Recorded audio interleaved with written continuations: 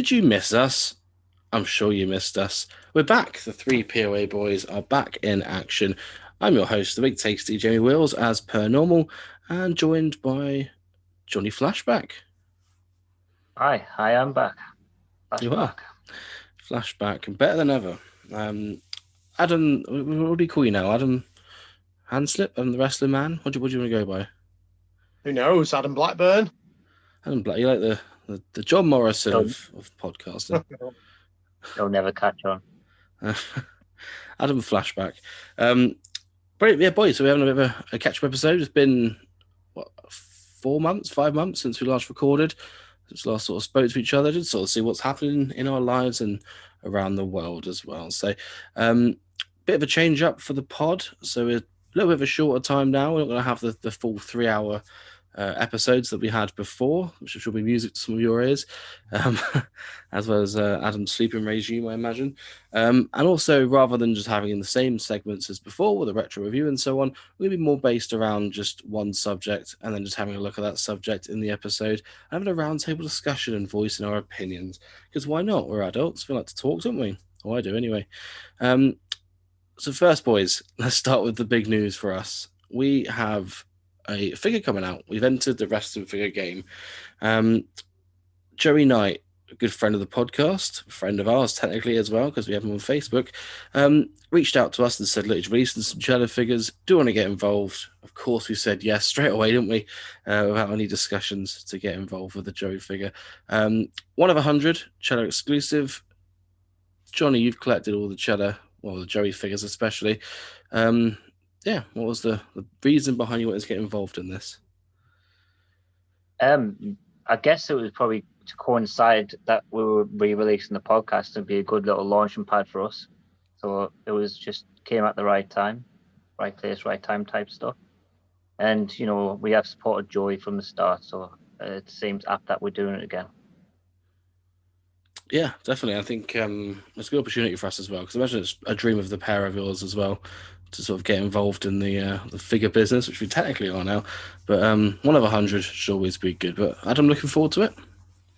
Yeah, definitely. Obviously, we've got a little bit of appearance on the figure itself. Are we allowed to speak details yet? Oh, yeah, fuck it. Why not?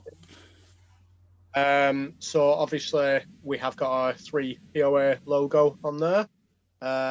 Negotiations about a sticker, kind of SummerSlam Hasbro-esque, on the corner as well. We've spoken about Joey before. Joey is a legend within Legion of Hasbro that we are on, and he's just done so much to promote himself, but in such a nice way. We've spoken about it before. Give him all the plaudits we can, and now we are part of it. Awesome. Speaking of the card and the sticker, as you mentioned, it's sort of the SummerSlam Hasbro-esque or the Nick Aldis variants that had like the Wrestle Trader exclusive where they had the sticker in the top right corner over there. Maybe for the same thing. Also, speaking of Legion of Hasbro, they're also the guys that are having releases as well. So Legion of Hasbro are having a 1 of 100. The Monday Night Quiz, which is part of Legion of Hasbro, having a 1 of 100. And the Rock and Roll Collectibles, which is Stuart, is also having a 1 of 100 variant. And we all get 25 of the Jogans each, which is the Hulk Hogan variant. Can we say that? Probably. Joey. So, yeah, you can only get one of those if you purchase one of the variants of each person, basically. So 1 per person. Yeah. We'll explain it better on the Facebook post anyway, because it fries my brain. I think we still got a lot to talk about in regards to our friend Joey and the figures and stuff. We should really probably describe or show what figures we are going to release. So if we start with ours, the 3-point articulation variant, it is the All Night is in blue. So I don't know, how do you guys feel about us having that one in particular? For me, no brainer. Having the sort of light blue, it's always been a regular theme of the pod, isn't it? Sort of on brand. So I mean, for me, it was a no brainer when you send that over. Yeah, I like the AK logo on it. I'm still unsure how exactly the shade of blue is going to turn out, because obviously we've just got an image at the moment. So that'll be interesting. We want it to be kind of as near on point to the actual thing as possible. So kind of crossing our fingers that the manufacturer gets it right on that one. Obviously, it is an all-nighters tag team one. We have kind of spoken to Joey, and if his tag partner gets released, you may see one of them as well in the same attire, hopefully. So it'll be a great one to pick up. That's kind of hopefully one of our selling points if it happens. Yeah, I agree about the shade of blue, especially because when we first had the first mock-up of it, we weren't too happy with it. We knew it was a bit too dark, and we went back to Joy, and we've been involved ourselves, really. So we've got our own input into this figure, at least, and hopefully it comes through nicely.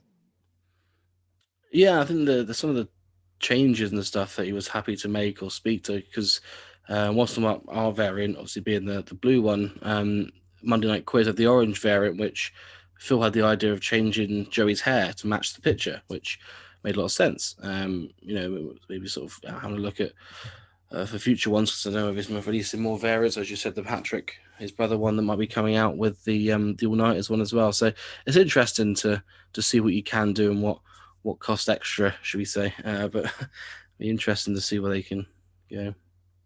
Yes, we have learned a lot from this experience so far on costings.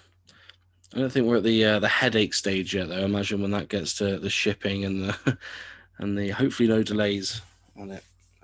Should be good. But Monday Night Quiz have the orange variant, which is more of a sort of a warrior tribute variant, so Joey's debut outfit.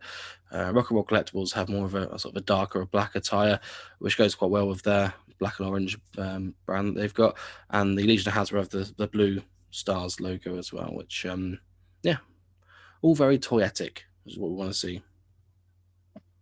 Yeah, they've each got their own sort of spark to it. The Legion Hasbro, the attire itself is probably the most pretty, I would say, out of them all, because it has the stars and the bright blue and stuff. So they've done well to nab that one. Rock and Roll Collectibles, blood spatter on the heads, always going to be something that's very different. And of course, Monday Night Quiz with the only one with the blonde hair, Joey.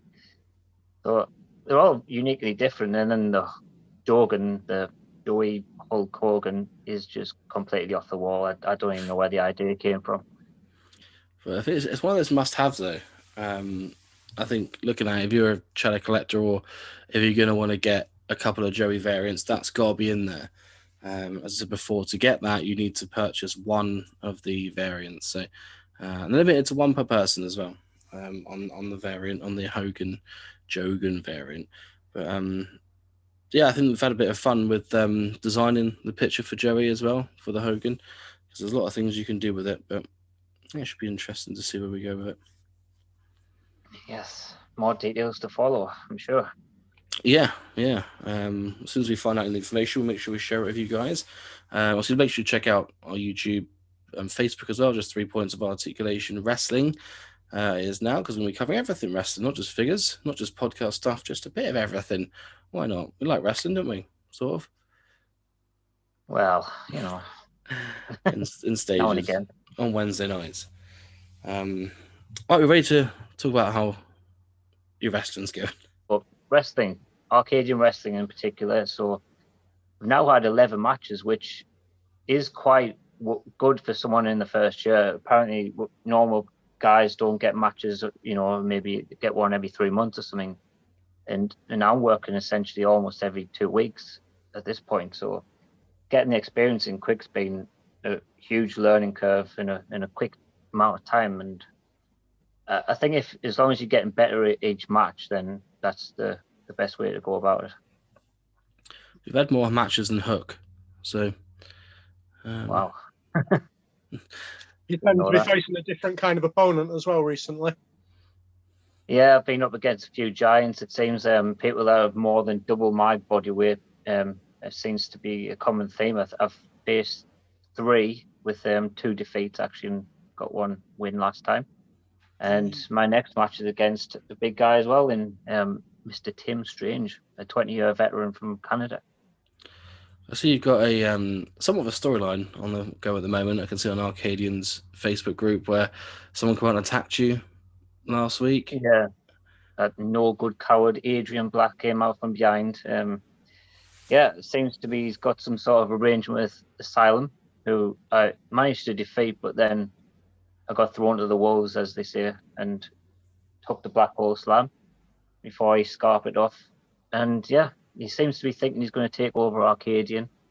Well, you know, the poster boy, as I've been termed. Don't think it's going to happen. Not under my watch. Not under his watch. Speaking of people that are under watch, and someone that's been watching quite a lot of it, Adam, you've been obviously ring announcing Arcade now for a good couple of months now, and training to wrestle as well. How's that experience been for you? Yeah, it's kind of been a little bit of a turnaround since the last pod, to be honest. Because in the last pod, obviously, I was still doing a lot of training with the aim of getting in there, basically, and getting on the roster and things like that. And then 1 week I had to ref, and to be honest, I hated it. It really wasn't my cup of tea. And then the next week we were short of a ring announcer, and somebody, can't remember who it was, somebody had the bright idea of getting me in there as ring announcer. He knew I'd be good. I kind of knew I'd be good, to be honest, because my background in teaching and shouting, to be honest, and stuff like that. So yeah, I had to go at that, and I really enjoyed it, like, you know, tenfold more than I actually thought I would. My nerves just weren't there, which is strange for me in that kind of, you know, environment with adults. I'm not usually like that. And I've just took off absolutely loving ring announcing. I am still training. And if I am called upon to do something within storylines, brilliant, all good. I will happily do that. But I'm settled into wanting to go into the ring announcing properly now. Obviously, I've got my ring announcing name now, which is Adam Blackburn, which is kind of a takeoff of number one, where I'm from. Blackburn, and kind of a voice of a generation for any adults that come along. The voice of a generation was Tony Blackburn, the DJ, so that kind of linked in with it as well, of being like a unique voice and a well-known voice. A little bit of merch up here. Flashback's got his glasses. I've got my Great British Wrestling beanie hat, so something that makes me stand out, makes me unique. I've got a couple of things. You sold some of them recently, didn't you? On yeah, in your sold house. a few. Nowhere near selling out though. But I haven't actually taken 20 shows yet, so we'll see this Friday when I take it to a show on whether anyone deems it good enough to pick up. A couple of things coming up as well. I've been asked to do an intro to a podcast in the kind of ring announcing style, which is good. Nothing like our podcast. Don't get worried, boys. So yeah, I've kind of done that. Done a bit of voice audio work on that one, but whether it's good enough, we'll see. Also, Martin Watchorn, who's a friend of ours from Fantasy Wrestling League and does This Is Wrestling film documentaries. He's been on tour with Bret Hart. His last two interviews on YouTube were Scotty Too Hottie and Maria Kanellis, and he's asked me to be interviewed as a kind of different perspective, like an up and coming type of person. Talk about everything through wrestling. You got some things in common with them. You're a fiery redhead, and you've got a little worm. You know, both linking together. Yeah, Martin's a lovely guy. You see him he's on obviously in FWL, isn't he? And YouTube channel. I watched some of his interviews. And they're good, so I'm sure you'll excel on that. My tag team champion partner as well. There we go, from last year. I remember making the video for it. Yeah, so merch-wise, I think it's quite funny. You got your hat on there. You had some problems with the beard, if I remember rightly, for it. So it's good to see that it's come out quite well. And your catchphrase. Great British Wrestling. It's good to know that you don't want to leave me to do the intro to the pod by myself from now on. So now that you're an experienced intro maker, should we say? So you put the wrestling on hold permanently? No. I'm still going to training. I did miss a bit, but to be honest, it was more money issues than anything.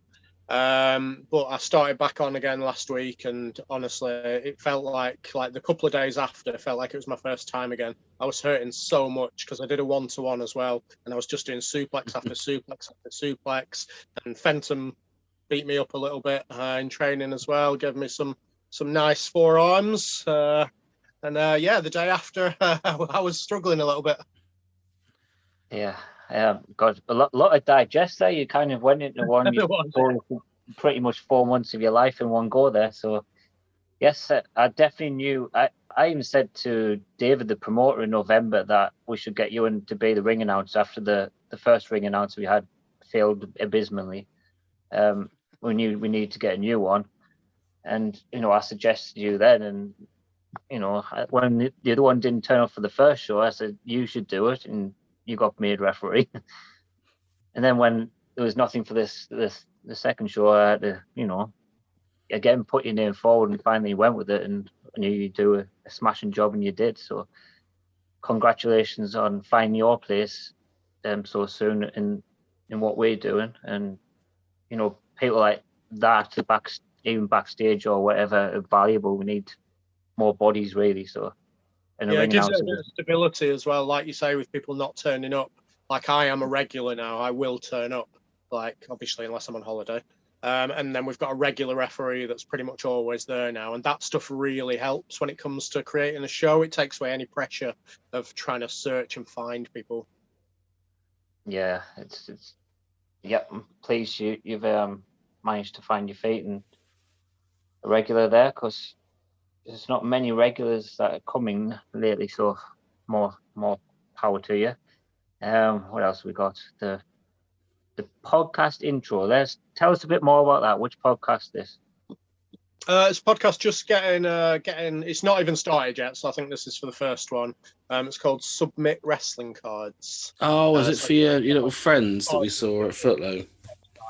Yeah. I mean, I'd never met them before then, or really spoke to them until the few days before.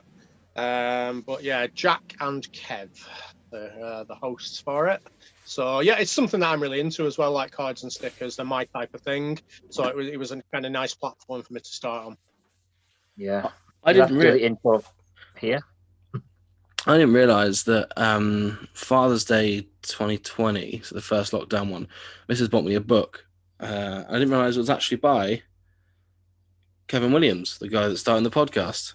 I saw he put it on. He does the Tweet Wrestling Twitter page. I saw he put it on there. I was like, oh, I recognise that book. It's because I had it already.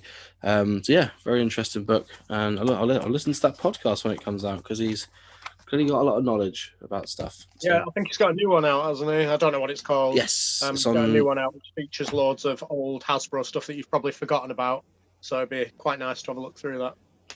It's on it's not 90s wrestling merch in general, rather than just figures. So yeah, I'll probably picking that one up as well.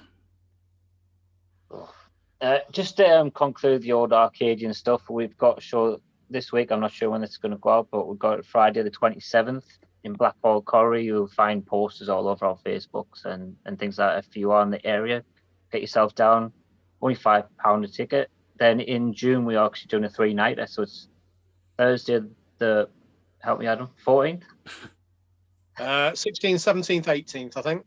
Close. Yeah, right. There we go. Thursday the 16th, Friday the 17th. Oh, I've lost it already. Friday the 18th. Trifecta perfecta. The trifecta perfecta. So this is where we're going to crown a new champion. So, or rather, the champion, the first champion. So that'll be fun. 3 nights. Probably wrestling at least 3 times, maybe 4. We'll see how the tournament progresses and what happens with Jonny Flashback. Indeed.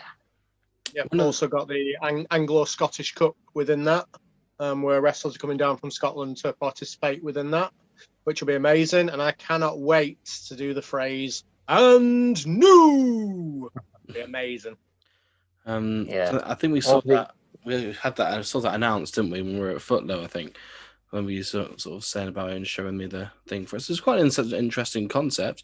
Is it going to be something that hopefully they put on like a live stream or anything like that? Or I wouldn't think we've got the capabilities or the staff to get something up live, because you're going to have a good internet connection for starters, and there's no Wi-Fi there, so that's not possible. And also we're just, as I said, we're quite short on bodies, so we've got like one cameraman, and people that need to do the music, the ring announce, and the referee, and so we're kind of tied up in that respect. But it's something to suggest, but I can't see us doing a live stream. One day. Hopefully. I will suggest it. Monday. And I say, is it more of the one that you've got coming up? Is it Goodbye, Mr. Blue, whatever it's called? Goodbye Blue Sky. There we go. I know it's something to do with Electric Light Orchestra. Is that more It's of like not a? No, I know, but it's Pink Floyd, I think, actually, the concept. Don't ask me about it because I know nothing. Is it not off the wall, it's Michael Jackson. You could say that you hit a wall. Pink Floyd's The Wall. I think it's based upon that album or something. So I don't know. Nice bit of irony. Goodbye Blue Sky when the summer's coming up. Yeah. So that one, I think normally because your weekly tickets are normally about £2 each on this. Is this more of a bigger event for you guys? Is it more like a premium live event? Yeah, you could say that. It's we bring people from Scotland as we do for the big shows, so we've got a bigger roster and we'll have more matches, and yeah, so it's more One of the big prestige. Yeah, One of the big four. Extra points. That's WL for that. And yeah, what else did Adam cover? And now he's got his interview with Martin, which we just talked about before. His podcast, as well as the ring announcing and his wrestling as well. So he's been a busy boy. Very busy. Very busy boy. Me, I've done nothing really. Sort of carried the old tube going until you two came crawling back.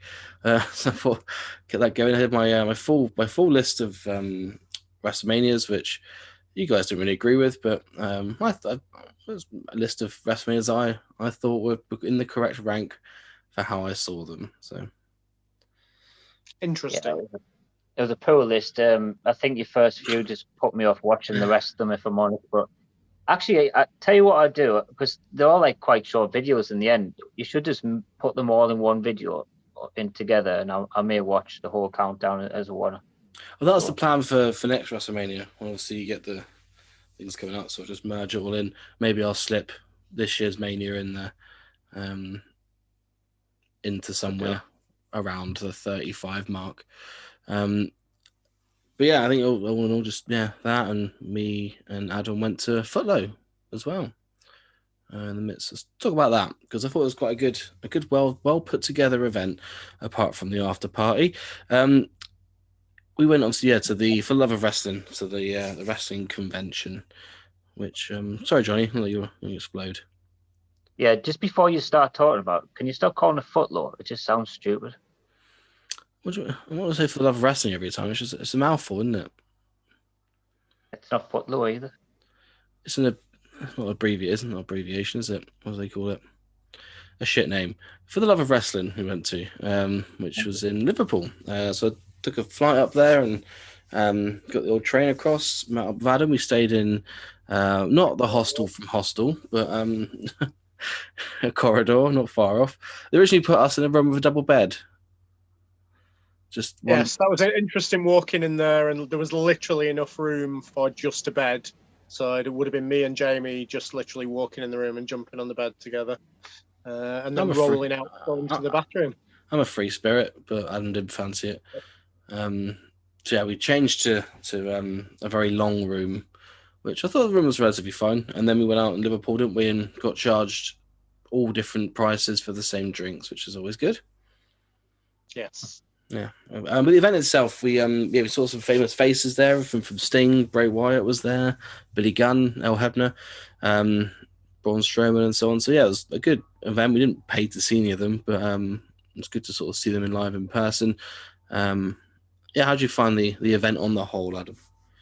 Yeah, there was enough to do, which was the real kind of point that I was thinking. We're going to get about 2 hours out of this, and then we're going to be bored and just wander around aimlessly. But it wasn't aimlessly. We did wander around, but there was enough to see, enough people to talk to, enough guests, because they had a ring in the middle where guests were giving talks every now and then. The talks were of varying degree of goodness. Sometimes if wrestlers went off on stories, they were the brilliant ones, and then other people just answered questions from fans, and let's say the fans' questions weren't the best on occasions. Asking Bo Dallas what his favourite Bray Wyatt match was and things like that, which made no sense whatsoever. And obviously I had this with me at the time, which was a little bit of a talking point, and people kept coming up and saying, "Oh, the belt guy," because this featured on Zack Ryder's thing. You're more into that, Jamie, than I am. You can't dead name him. You can't. Yeah. So basically, I was surprised at how many people actually recognised it from certain places. Because a lot of people were like, "Oh, we saw that on the internet last couple of days." So, been quite a popular talking point, wasn't it? People had some pictures taken with it. Yeah, definitely. And they had Progress Wrestling in the corner, which is probably the UK's biggest. Might be wrong on that one, but I would think that at the moment. And that was really good because I got to talk to them and got some advice about kind of my progression and career and things like that after about half an hour of picking up the guts to actually go and speak to somebody while Jamie stood there nervously for me. It was like when you're in school and you sort of go to ask a girl out and you go and get the encouragement in the corner. It was like that. I didn't egg him on at all. I thought he'd do it in his own time, bless him. Yeah, he plucked a little courage and he put your little pigeon chest out and you went and spoke to him. And then obviously we had Future Shock from Manchester, who were on in the final match. Some standout people in there. Dynamite Lee Dawson was amazing. Sam Bailey in the Rumble that they had at the end was really good. So yeah, really good to see the indie side of things along with the kind of WWE X people. Definitely a good idea to put an indie show on during that event, just to like pad it out and have something people can do. As you say, like you thought you might be bored after a couple of hours. A wrestling show is definitely going to keep you going for another couple of hours, I guess. So smart. One of the things I thought was funny because we saw people walking around with like passes and stuff throughout the weekend. So I did inquire about like a press pass or something, but they just said you didn't need one to film in there, which I did for some of the stuff. And then the guy didn't turn up to the interview, so fuck him anyway. But he had people walking around with press passes and stuff. And I thought, I wonder what that's for. It's a platinum package, which is like close to $2,000. And apparently, you can get unlimited autographs, and you get you got a Q&A session with Bray Wyatt as well. Alternatively, that was £200 in its own right, like an intimate one, they said, which that's a lot of money for a show like that. The thing I've noticed a lot is the wrestlers are becoming a little bit greedy on their signatures and stuff lately, and yeah, it's sort of the thing that's would put me off going to one of those things. I noticed the Undertaker's like, was it £200 per autograph, and then it's more for him to sign a belt, and he will not sign cards from '91. And it's just a whole list of like things. And I've heard things in the USA where the upcharge you while you've already bought your signature, but then they'll say you've got a figure, and you say, "Oh no, it costs more for that," and you have to buy a new one. And I've seen a lot of that happen with wrestlers and stuff. So I was surprised, and I didn't hear anything like that over at the FTLOW Wrestling, but yeah, I've heard that sort of thing's rife in the old signature game. And some of them are fairly priced. I think Earl Hebner was only like £20 or so, but he had a big old queue to old Earl at one point. So he must be making. Made a mint that weekend. They had a nice little ode to the Montreal Screwjob as well during the live event at the end, didn't they? Which was quite good. But all in all, I think like Bray Wyatt was £60. I think Sting was 60. He turned up a bit late as well than everyone else, which apparently was planned to turn up at midday.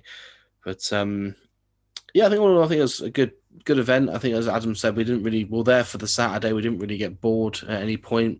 We left at like 4:30 and then come back for a bit at the end before the wrestling show started. So it wasn't like we missed out on anything. I think we packed our day out, I'd say. No, it's only a 2-day event. If you literally want everybody's signature and you actually want to enjoy it, because if you tried to cram every signature into one day, it'd be awful. You'd spend your whole day in lines. So that's the only reason to make it 2 days. So I can see why they do, but definitely a 1-day event for a casual fan. You'd also bankrupt yourself. Well, I don't think anyone's rushing to do that. I just do the premium package. Right. Yeah, absolute bargain. That was. Yeah, speaking of great prices, whilst we're on the subject, actually, let's talk a little bit about wrestling in Cardiff. It's come over to the UK. in the Principality Stadium. Me and Adam are going. Adam sent over his budget for the tickets of just over 120 quid. He said, I thought he's in dreamland. That's basically front row seats, he's thinking. It wasn't. As soon as I got onto the app and so you type in your budget and stuff, it's crazy what some of these tickets are going for. And the mess up that they had as well for it. Some tickets are 35 quid and then 2 rows back they're 150, 2 rows forward they're 200 quid. It makes no sense as to what they've done with it. Doesn't bode well for how they're going to treat us on the actual day, but I'm still looking forward to it all the same. Jonny, you're not coming. Why not? It's just what you've just talked about there. Ticket pricing, hotel pricing, just not worth it. And I don't even know if I like watching WWE anymore, really. So it's just too much money and hassle to do so, if I'm honest. Plus, I've got a birthday in the family that day and stuff, so it would have just been a bit of an argument I didn't need as well. So yeah, I completely understand your point on that one. The only reason I'm basically going is because the missus bought the hotel room for my birthday. So I've kind of got that on a freebie. So I thought I'll make the effort to actually pay for the tickets myself. Get no handouts from Jamie. And obviously the train ticket will be quite a lot down to Cardiff as well. So you've got to factor all that in. But if we speak about the kind of main event pricing, front row plus 2 days in a 4-star hotel, 4.5 grand. I mean that you can go to Mania twice for that. And Raw and Hall of Fame and NXT, you know what I mean? And but you do get a mini belt signed, just to point out. So it's not all wasted, is it? Not all down the drain. I think the WWE think Cardiff's in Saudi Arabia, don't they? Yeah, it's not. It's basically in Saudi Arabia, would be the thing I'll use. But all in all, I think for Cardiff, it's just it's a lot of money for the premium packages as well for the front row seats. I'm not overly bothered about sitting front row, if I'm honest with you. I don't want to touch Finn Balor's shoulder. I'm fine sitting up. We haven't got bad seats, but I'm fine sitting up in the corner, watching it and sort of taking the atmosphere in. Really, I think it should be a good event. And hopefully, as long as we were in the lower tier, that was my only request. That we're no higher than the lower tier. So Jamie got back row of the lower tier, so far back as he could get from what I said. But they should be ace as long as WWE don't put some massive sign in the way. I'm kind of hesitant about whether the event's going to be any good. The name straight away put me off. Clash at the Castle just didn't sound like a proper premium live event. We really wanted something in the shadow of SummerSlam. We knew we weren't going to get one of the big four, but at least if it was a monthly pay-per-view. But it's going down the road of being one of these Saudi type shows. We're probably going to get one title change, which is very insignificant, and then we'll change back on Raw. And we're going to get gimmick matches. You're thinking Tyson Fury, he's going to be in there somewhere. So, I mean, cross my fingers, there'll be some good wrestling within that, but I don't hold up much hope. It's more about the experience. I think you're fetching with the Tyson Fury. Yeah. He's going to cost a lot of money there, so I can't see him coming. I think we'll get Charlotte Church. I can't see you getting even Goldberg or any of those guys, like the guys that normally pull out for Saudi Arabia, just a special appearance. I think it's just going to be like the old Insurrection pay-per-views. You're going to be in for a shot. The amount they've charged for tickets, I don't know. There's got to be at least a big name. Yeah, you'd hope, obviously, Reigns McIntyre will be the main event. And obviously, if you look at other British wrestlers on the card, there's not many, is there, currently? So that's the NXT UK, but nothing's really going to strike it there. But Dragunov will maybe defend his belt. 6-man tag main event. It'll be like Sheamus's crew versus the New Day for about the 50 millionth time. They're called, I can't remember what the name, they've got a new name, haven't they? The Peaky Blinders or whatever they're called. Yeah, that's the one. Yeah, boys, that's pretty much everything all caught up between the three of us to where we are today. So, all right, boys, well, thanks for your time, and we'll see you around soon. Thank you very much.